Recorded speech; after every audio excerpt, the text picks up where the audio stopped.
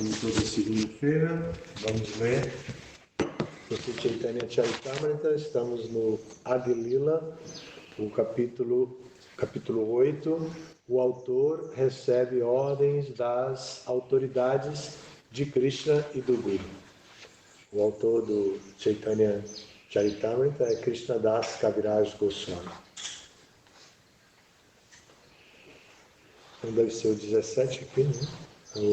Não é isso? Está aberto aqui, na página só tem o verso. Então, dando continuidade diretamente à leitura, a tradução tem significado e a gente vai lendo alguns versos. Se houver alguma coisa que eu possa explicar, eu vou explicar. Maharaj, se quiser parar também, a gente vai continuando aqui. Cultivando o conhecimento filosófico, podemos entender nossa posição espiritual e assim libertar-nos, e realizando sacrifícios e atividades piedosas, podemos alcançar o gozo dos sentidos num sistema planetário superior. Porém, o serviço devocional ao Senhor é tão raro que mesmo após realizar centenas e milhares de sacrifícios, não podemos obtê-lo. Significado. Prahlada Maharaj nos ensina o seguinte: Matir na Krishna Paratas Swatova Mito Vipadita Griha Vratanam, do Bhagavatam 7.5.30. E Naisham Matista Vaduru Kramangrim Sprishati Anartha Pagamo Yadartha Mahiyasam Padarajo Bishekam Niskinchananam Navrinita Yavat, do Bhagavatam 7.5.32. Estes shlokas devem ser estudados. O significado deles é que não se pode obter Krishna Bhakti ou serviço devocional ao Senhor mediante a execução formal de rituais védicos. É preciso aproximar-se de um devoto puro. Narottama Das Thakur canta: Charya Vaishnava Seva Nishtara Payeche Keba. Quem conseguiu elevar-se sem prestar serviço a um Vaishnava puro? Prahlada Maharaj afirma que, se não formos capazes de aceitar a poeira dos pés de lótus de um Vaishnava puro, não teremos possibilidade de alcançar a plataforma de serviço devocional. Este é o segredo. O Tantra Vachanam, supramencionado, citado do Bhakti Rasamrita Sindhu, é nosso guia perfeito no que diz respeito a isto.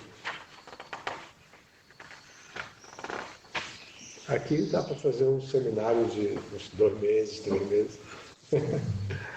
Mas vou falar rapidamente. É bonito que Prabhupada comece o significado dizendo: estes shlokas devem ser estudados. Isso é muito bonito porque nós, às vezes, gastamos muito do nosso tempo com superficialidades. E agora a inteligência artificial, que está cada vez mais reconhecida, ela já existe há muito tempo, né? Desde a época da era dos computadores e tal, ela já existe. Mas agora ela está muito mais famosa e fazendo muitas atividades que as pessoas gastariam muito tempo e fosfato cerebral para poder fazer. Mas e por causa disso, quando nós entramos na internet e visitamos determinados sites, eles identificam que aquele é o nosso interesse. Aí quando nós abrimos, eles já mandam as propagandas e tudo de acordo com aquele interesse. E às vezes você entra porque alguém recomendou: por favor, dê uma olhadinha em tal lugar. Aí você entra e de repente você fica sendo assim assediado por aquele assunto que você nem se interessou muito por muito tempo. Então, até que isso possa ser substituído é bem trabalhoso. Então, mas aqui Prabhupada diz, estes shlokas devem ser estudados. Está começando o Chaitanya Charitamrita, apenas 8 capítulos. Esse é o 8º capítulo e ainda o verso 17. O Chaitanya Charitamrita é composto por capítulos com centenas de versos. Centenas mesmo. Diferente do Bhagavatam e também do Bhagavad Gita. Mas aqui o Chaitanya Charitamrita, como literatura, é apresentado dessa maneira. Ele é dividido em 3 partes. Adilila, Madhyalila e Antyalila, que vão descrever as 3 etapas da vida do Senhor Chaitanya. E aqui é o Adilila, as atividades principais. Nessa fase, está fazendo apresentações. Logo vão começar os passatempos infantis do Senhor Chaitanya. Alguns já foram mencionados, mas essa fase do Adilila é assim. Então, esse é um estudo de pós-doutorado. O Chaitanya Charitamrita equivale academicamente ao pós-doutorado da literatura védica. O Bhakti Shastri, que agora nós estamos fazendo aqui, alguns já concluíram, o Bhakti Shastri é a graduação. O Bhakti Vaibhava é mestrado. O Bhaktivedanta é doutorado. E o Bhakti Sarvabhauma, que corresponde ao Chaitanya Charitamrita, é pós-doutorado. Então, aqui Prabhupada está dizendo, esses versos devem ser estudados. Estudar é diferente de ler, é diferente de entrar em contato, é diferente de assistir um filme com os passatempos de Krishna, cujo diretor não foi Prabhupada. É sempre duvidoso sentar na frente de uma tela e assistir um passatempo em forma de filme, quando a gente sabe que o diretor não foi Prabhupada, porque a gente corre o risco de nos desviar do tema que está sendo tratado aqui, que é exatamente quem deve ser o nosso mentor, quem deve ser o nosso mestre, quem deve guiar a nossa vida. Porque ninguém vai desenvolver Bhakti se não for por uma guia genuína. Esse é o tema. E então, se a gente estuda os livros e vê como o Prabhupada explica, é uma boa maneira de estudar. Ele cita versos, ele vê palavras significativas, ele busca referências escriturais dos acharyas, ele faz tudo bem direitinho para nos ensinar a estudar. Então, quando ele diz aqui, esses 2 shlokas devem ser estudados, e ambos são do 7º canto do Srimad Bhagavatam, capítulo 5, sendo que um é o 30, o primeiro que ele citou é o 30, e o segundo citado por ele é o 32, ele saltou o 31. Aí já dá uma curiosidade, né? Por que o 31 aqui não está? O que é que tem o 31? Será que é um conectivo, um verso conectivo, que não tem um significado filosófico, como o Prabhupada está querendo mencionar aqui? E esse capítulo e esse canto, do que trata? O Prabhupada explicou, ele começa o significado dizendo, Prahlada Maharaj nos ensina o seguinte. Então ele vai dizer já que aqui é Prahlada Maharaj que fala os versos. Depois diz, esses shlokas, que é a palavra sânscrito para verso, estes shlokas devem ser estudados. E aí ele vai dizer, o significado deles é que não se pode obter Krishna Bhakti, ou o serviço devocional ao Senhor, mediante a execução formal dos rituais védicos. O problema é tão importante que Prabhupada está dizendo, porque o ser humano é simbólico. O ser humano... Ontem foi Dia das Mães. Eu lembro que no Dia das Mães, a professora do curso fundamental mandava um bilhetinho para a mãe dizendo, mande um recadinho realista. mande um sabonete do seu gosto, mande uma espuma bem fininha, de não sei quanta de grossura, que nós vamos fazer uma festa do Dia das Mães. Aí a mãe mandava o sabonete, mandava a esponjinha, e no fim a professora fazia todas as crianças trabalharem com aquilo. Cobria o sabonete com aquela esponjinha, não sei o que, aí ela vinha com umas florzinhas, não sei o que, prendia tudo, e no dia tinha uma festa do Dia das Mães, a mãe ia e o menino entregava para a mãe. O mesmo sabonete que a mãe comprou, a mesma espuma que a mãe comprou, e levava para lá. Então, mas era é simbólico, não tinha valor nenhum. O sabonete é muito baratinho, não tinha valor, e a esponja também era barata, mas é simbólico. O ser humano gosta dos símbolos, ele necessita roupa, estilo de cabelo, cor de roupa, cor não sei de quê, o estilo dos óculos que ele precisa, sapato, tudo tem que ser estiloso, como ele aprecia, porque ele gosta dos símbolos. Esses símbolos são muito importantes. Então, a literatura védica, dividida em 3 partes, Karma, Jnana e Upasana,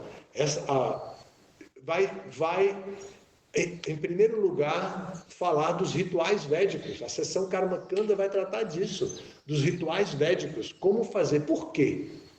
Os alunos desse ano já têm que saber por que na sessão Karma Kanda se estimula os rituais e a autoridade dos semideuses, os sacrifícios aos semideuses. Hã? Porque Krishna concede os desejos. Essa é uma resposta, mas não é exatamente dentro do que eu estou querendo estimular, que é a progressão. Como tem a primeira sessão é Karma, a segunda é Jnana, a terceira é Upasana. Antes de Karma Kanda, o que é que vem? Antes da pessoa começar a se interessar pela autoridade dos semideuses, por observar a natureza material, o funcionamento e pensar, por trás tem alguma coisa. É o banda voô do Vikarmi, né? O Vikarmi, que não está nem aí para nada. Ele não está nem aí para escritura nenhuma, ele só quer desfrutar de tudo. Qualquer coisa que role é bom para ele.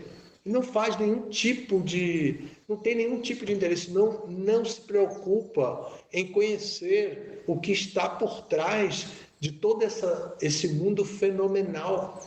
Eles não se interessam pelo número, eles se interessam pelo fenômeno. Ele não se interessa pela essência, ele se interessa pela substância que está na frente dele. Então, essa é a cabeça do Vikarmi. Nós, mesmo, assim, descrentes. Aí vem a sessão Karma Kanda para instituir crenças.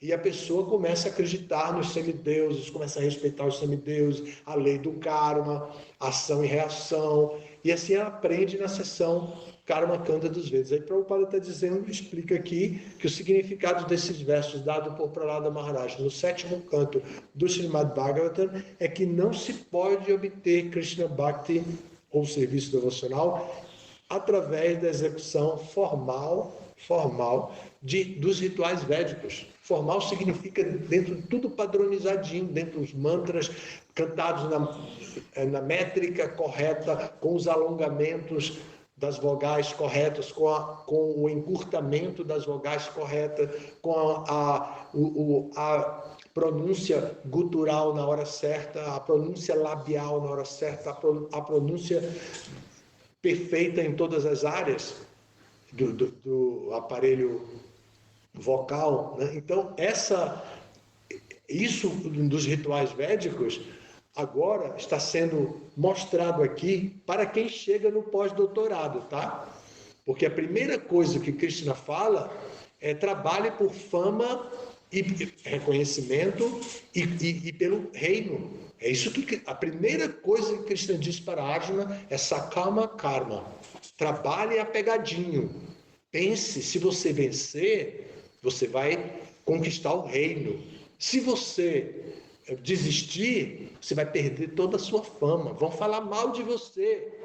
Isso é o conceito primário a respeito de autorrealização espiritual, para que a pessoa aprenda a analisar o mundo e desenvolver uma visão de mundo com alguma filosofia. Então aqui tem, cada linha aqui de Prabhupada é instruindo-nos para que nós possamos nos tornar estudantes sérios. E aqui está dizendo isso, então, né? Aí vem, Prabhupada vai citar, e aí ele disse, o verso significa, esses dois shlokas significam que não se pode obter Krishna Bhakti através dos rituais védicos. É preciso aproximar-se de um devoto puro. E foi o que Prabhupada fez. Prabhupada encurtou a distância entre nós, almas condicionadas, do devoto puro. Ele fez o movimento de chegar até nós. Ele fez esse movimento. Nós, depois, tivemos que fazer alguma coisa. Mas foi ele quem fez o grande movimento de sair da Índia para o extremo ocidente, né? Para os Estados Unidos. Ele foi para lá. Aí ele vai para lá e aí então os devotos começaram a se aproximar dele, porque ele já estava ali. Eles já estavam vendo, já havia, os sentidos já estavam ativados, a simbologia que eles precisavam de um mestre estava pronta. Prabhupada, velhinho, a mão na japa, roupas açafrão, roupas diferentes, caminhando entre eles, tocando instrumentos curiosos, como os cártaros que Prabhupada tocava, tocando instrumentos curiosos. Então, tudo aquilo era esotérico, era maravilhoso para eles, e eles se aproximaram de Prabhupada. E quando viram o que Prabhupada cozinhava e distribuía para eles, também ficaram mais encantados. E quando viram o Kirtan pegar fogo, Prabhupada cantando, e vocês podem acompanhar isso, os originais, Prabhupada cantando ainda na lojinha, a primeira lojinha de Nova York, vocês podem ouvir o som original. Vocês vão ver Prabhupada cantando, colocando a energia dele ali, e vocês veem a resposta de todo mundo, o coro respondendo. É muito interessante tudo isso. Mas isso funciona porque o ser humano necessita disso. O ser humano necessita de toda essa simbologia. Aí, mas em Bhakti, depois de Karma Kanda, Jnana Kanda, que é para pensar na unidade, não viver influenciado pela dualidade, despertar realmente para a unidade, buscar o fundamento perfeito e não ficar influenciado por essa característica principal da natureza material, que é a dualidade, que usa como iscas os três modos da natureza material, né? A dinâmica, a força dinâmica dos três modos da natureza material, só para a gente ficar na dualidade mesmo. E às vezes a gente chega no movimento com essa mesma mentalidade, né? E quando vai estudar os livros, por exemplo, diz assim, eu gosto mais do Bhagavad Gita. Aí outro diz, eu gosto mais do Bhagavata. Aí vem um terceiro e diz, eu gosto mais do Chaitanya Charitamrita porque é mais filosófico. E, olha só, eu gosto mais. Nisso está implícito a eliminação do outro, pelo menos em quantidade ou qualidade. Eu gosto mais. É o efeito da dualidade. Mas em termos de busca de Guru, Shastra e Sadhu, nós temos que buscar o que é puro. Nós temos que buscar o que é puro e nos render a essa pureza. Não precisamos entrar com o mesmo espírito de dualidade e, como a gente às vezes fala, meu Guru, seu Guru. Até se brinca assim, eu já ouvi dizer que se brinca assim, ofereça esse alimento para seu Guru, porque o meu não aceita. Coisa assim, né? Já ouvi esse tipo de comentário, porque o Guru, a pessoa sabe que o Guru não gosta daquilo. Por exemplo, Bhaktisiddhanta Saraswati não comia manga. porque ele, aos 3 anos, passou por um evento infantil, foi punido pelo pai e ele adotou para si a austeridade de nunca mais provar manga. Por quê? Porque ele provou uma manga que não tinha sido oferecida a Krishna. Então, o pai dele, Bhaktivinoda Thakura, deu uma dura nele e ele fez um voto, e nunca mais. Então, isso significa que nós não poderíamos comer manga, porque Prabhupada não ofereceria a manga, não comeria a manga. Então, como nós não poderíamos oferecer também não comeríamos. Mas não é assim, isso é uma coisa particularizada. Porque, embora a posição particular de Bhaktisiddhanta tenha um efeito característico da personalidade dele e da associação discipular que ele representa, a associação discipular vai além disso. Então, o que está recomendando aqui é se aproximar do devoto puro. E nós temos isso extremamente acessível, que é Prabhupada, com todos os seus livros e instruções nele, todas as suas cartas, a maneira de cantar, de dançar, de falar, de rir. Ontem tem uma correspondência que se faz, talvez vocês conheçam, Prabhupada Today, dizendo Prabhupada no dia de hoje. Então sai algum, assim, um passatempo que ocorreu com Prabhupada naquele dia, em anos diferentes.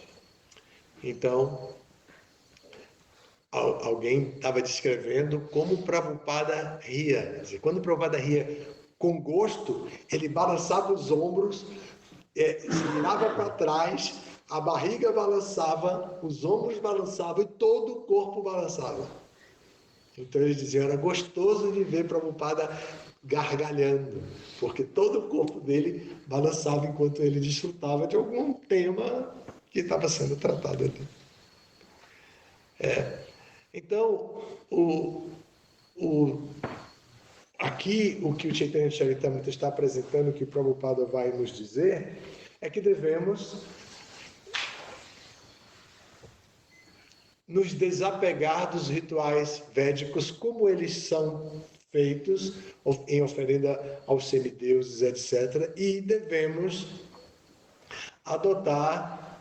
nos aproximar do devoto puro e ouvir dele o que ele tem a dizer.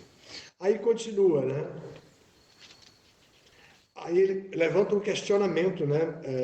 Narottama Das Thakura, em suas canções, levanta um questionamento.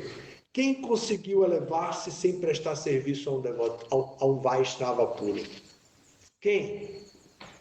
Quem conseguiu elevar-se? Ele está na sua canção para poder dizer e afirmar que todos devem buscar abrigo de um devoto puro. Ele está questionando quem conseguiu elevar-se sem se render a um Vaishnava puro. E Prabhupada volta para Prahlada Maharaj dizendo, Prahlada Maharaj afirma que se não formos capazes de aceitar a poeira dos pés de lótus de um Vaishnava puro, não teremos possibilidade de alcançar a plataforma de serviço devocional. Este é o segredo. Então, o segredo é se aproximar do mestre espiritual, do Vaishnava puro. E nós temos isso disponível, e agora os que moram aqui, os que estão passando temporada aqui, os que lideram aqui, todos nós fazemos toda essa movimentação para educar-nos e educar as pessoas, e dar às pessoas a oportunidade de ouvir o devoto puro, como agora estamos fazendo exatamente nesse momento, com o Chaitanya Charitamrita, que fazemos uma vez por semana. E aí nós devemos nos esforçar nisso, estudar definitivamente os significados de Prabhupada, os significados apresentados por Prabhupada em seus livros para as escrituras reveladas. E assim vai o capítulo o significado de Prabhupada termina Prabhupada dizendo: o Tantra Vachana supramencionado, citado do Bhakti Rasamrita Sindhu, é nosso guia perfeito no que diz respeito a isso. Aí Prabhupada vai estar dizendo que essa instrução é então contida no Bhakti Rasamrita Sindhu, é o nosso guia perfeito para alcançar o serviço devocional puro. Aproximarmos-nos do mestre espiritual, do devoto puro de Krishna. E ouvir dele submissamente, levantar questionamentos, fazer perguntas relevantes e então ouvir as respostas e implementar as respostas em nossa vida. O processo de autorrealização é complexo e se nós formos simples, rapidamente nós vamos simplificar essa complexidade. Mas se nós formos muito complexos, então a complexidade fica atuando constantemente em nós, em todo o nosso processo. Vou parar por aqui, no próxima segunda-feira a gente continua com o verso 18, tá? Na verdade, eu vou para o verso 18. É que tem um significado muito grande, eu fiquei com receio, mas olha o que diz aqui. Só o verso. Se um devoto pede gozo material dos sentidos ou liberação ao Senhor, Krishna logo outorga-lhe isto, mas o serviço devocional puro, ele mantém-no escondido. Então, se o devoto pede, Krishna vai dar. O Bhagavatam vai dizer isso também, né? Akama sarvakama va moksha kama udaradi tivrena bhakti yogena yajeta purusha para.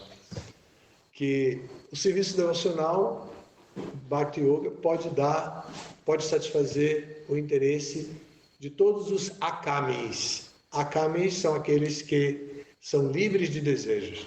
Nishkamis, né? Também conhecidos. Akamis, de akama, né? De akarma. Então, akama, sarvakama. Sarvakama são aqueles que têm todo tipo de desejo. Né? Todo tipo de desejo, que deseja qualquer coisa para a sua satisfação. Sarvakama. Mokshakama, ou Mokshakami, aquele que deseja liberação. Os impersonalistas. Né? Os impersonalistas que desejam a liberação. Salvacionistas. Sarvakama. Mokshakama Udaradhi.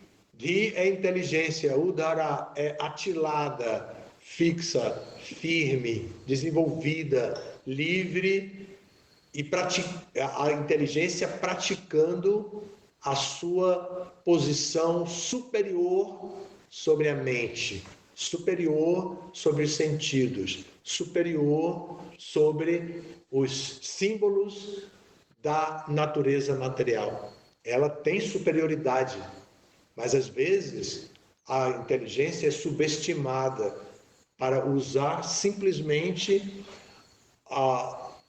para executar simplesmente a função dos sentidos, a função da mente, a função da vida material, e ela se embrenha nesse mundo e não se torna udhara, firme, fixa, vyavasayatmika, ela não se torna focada, ela fica sempre influenciada.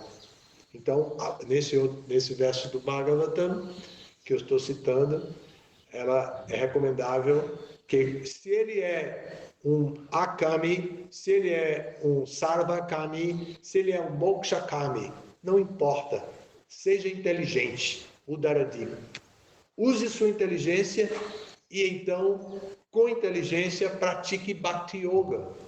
Por que ele deve praticar Bhakti Yoga? Porque se um devoto pede gozo material dos sentidos, né? Sarva, como os sarvakamis, ou liberação, como os mokshakamis, ao Senhor, Krishna logo outorga-lhe isto. Então, se ele quer isso, pratique Bhakti Yoga. Não vai para Karma Kanda, não vai para Jnana Kanda, não vai para isso não. Pratique Bhakti Yoga. Porque Bhakti Yoga dá isso. Mas também purifica os desejos. Bhakti Yoga elimina os nossos desejos egoístas, egocêntricos, materiais. Então a prática de Bhakti vai nos purificar, ao passo que a prática de karma das instruções Karma Kanda, a prática das instruções Jnana Kanda, não vão purificar ao ponto de despertar, pelo menos a curto prazo, de despertar o desejo pelo serviço devocional. Então é isso aí. Ah, que legal. Esse verso não tem significado. É o verso seguinte, o 19, que tem muito. Então eu vou parar no 18. Consegui, mesmo sem ter preparado antes. Bom, ficamos aqui. Se vocês tiverem alguma pergunta sobre esse tema, algum comentário. Sim. O Deus tem uma pergunta. Na aula sobre o Bhagavad, suscitou um verso de Narada Muni, conversando com o Yudhishthira Maharaj, que enfatiza a importância de a gente desenvolver uma relação quebrantável com o Guru.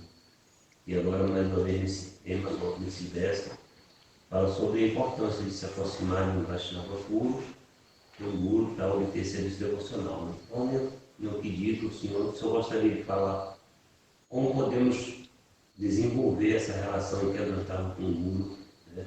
Assim, as características e os sintomas de quem desenvolveu, de quem está desenvolvendo essa relação.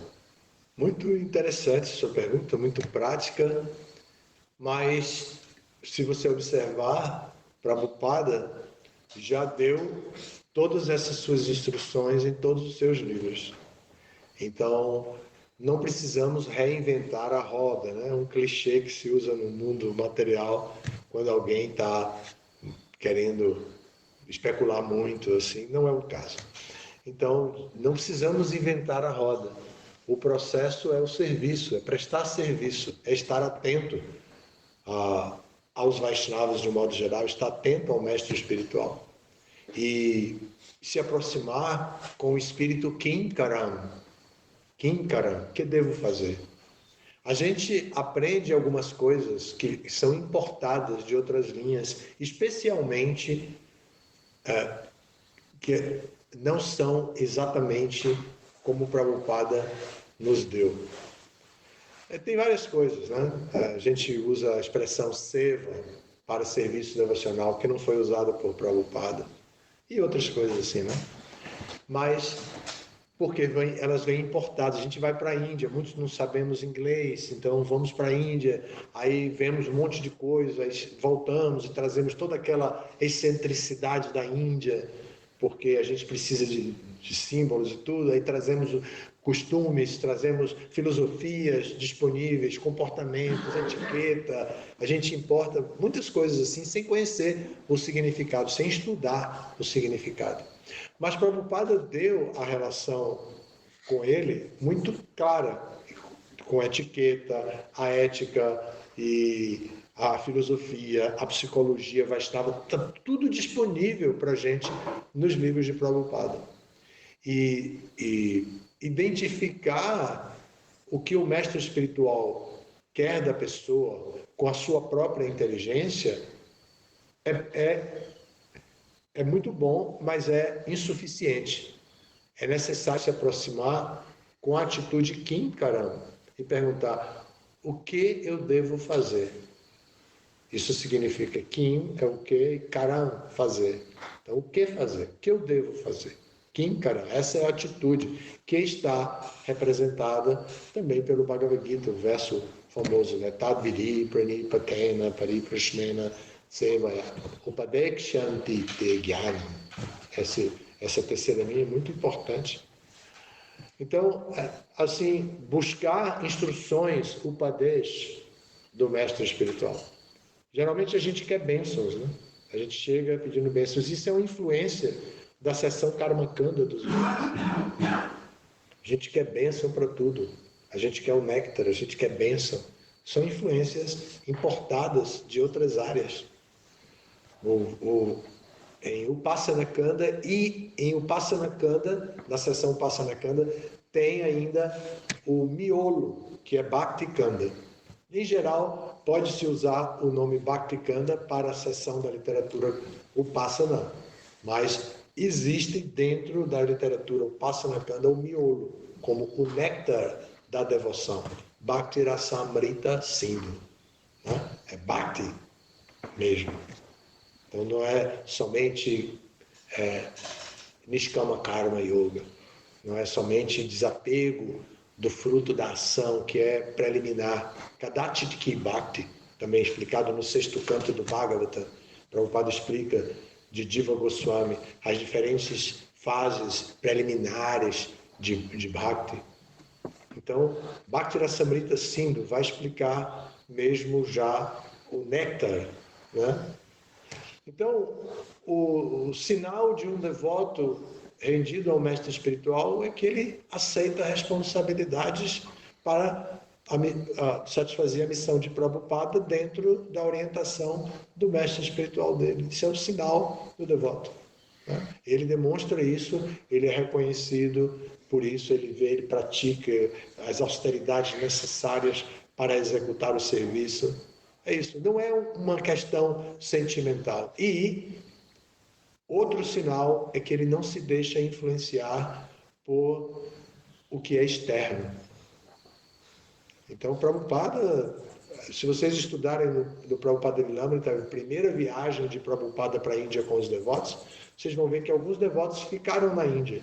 E vão ver que de terem ficado lá e ficarem hospedados lá, eles escreveram para os Estados Unidos dizendo: vocês precisam vir para a Índia para ver o que é um templo e ver outros devotos. Não tem só Prabhupada. Chegou a expressar essa frase. Não é só Prabhupada. E essa não é a visão do mestre espiritual, do discípulo. O discípulo entende: meu mestre espiritual faz parte de uma sangha de Vaishnavas. Meu mestre espiritual é parte de uma corrente de sucessão discipular. O Chaitanya Charitamrita descreve a árvore do serviço devocional, a árvore e os ramos das correntes de serviço de corrente discipular. E nós podemos entender isso, ver isso. Mas a nossa relação deve ser de buscar conhecimento com o mestre espiritual. E ficar satisfeito com isso, não se deixar levar por qualquer tipo nem de gozo dos sentidos, nem de influências intelectuais, nem de nada. Estar completamente livre de inveja, assim, e desejar o bem, servir, se tornar um servo do mestre espiritual. É isso aí. Obrigado. Tá bom? Muito obrigado. Todas as glórias serão Prabhupada.